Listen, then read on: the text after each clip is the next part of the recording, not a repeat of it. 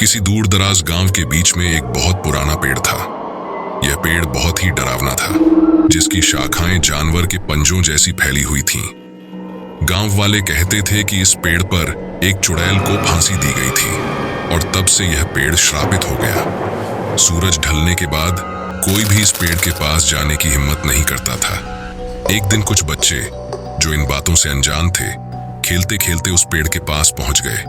वे हंसते और खेलते रहे, एक दूसरे को छेड़ते रहे और किसी ने हिम्मत दिखाते हुए पेड़ की जड़ को छू लिया। जैसे ही सूरज डूबा, गांव में एक अजीब सी ठंड फैल गई।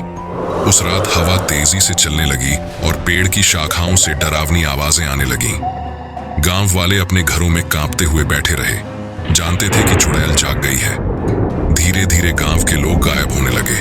वे अजीब आवाजें सुनकर बाहर जाते और फिर कभी वापस नहीं आते।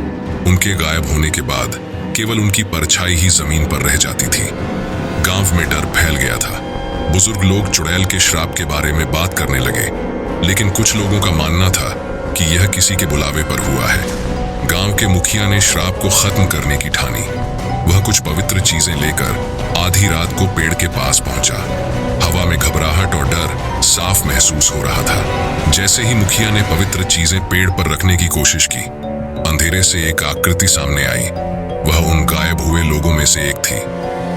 लेकिन जब मुखिया ने उस पर रोशनी डाली, तो उसने देखा कि वह अब इंसान नहीं रह गई थी। चुड़ैल ने उसका रूप ले लिया था। चुड़ैल, जो अब इंसानी रूप में थी, मुस्कुराते हुए उसकी तरफ बढ़ी। लेकिन इससे पहले कि मुखिया कुछ कर पाता, वह अचानक गायब हो गई और उसके साथ उसकी डरावनी हंसी की आवाज भी। पेड़ अब शांत था, लेकिन श्राप अभी भी गांव पर मंडरा रहा था। अगली सुबह गांव वालों ने देखा कि मुखिया की परछाई भी जमीन पर बनी हुई थी। चुड़ैल के पेड़ का श्राप अभी भी बना हुआ था और गांव वाले हमेशा के लिए डर में जी रहे थे, जानते हुए कि चुड़ैल कभी भी फिर से हमला कर सकती है। और इस तरह गांव में चुड़ैल का श्राप हमेशा के लिए बना रहा। लेकिन लोग कहते हैं कि अगर आप किसी अमावस्या की रात उस गांव में जाएं, तो आपको चुड़ैल की आवाज सुनाई दे सकती है। वह किसी नए शिकार की तलाश में रहती है।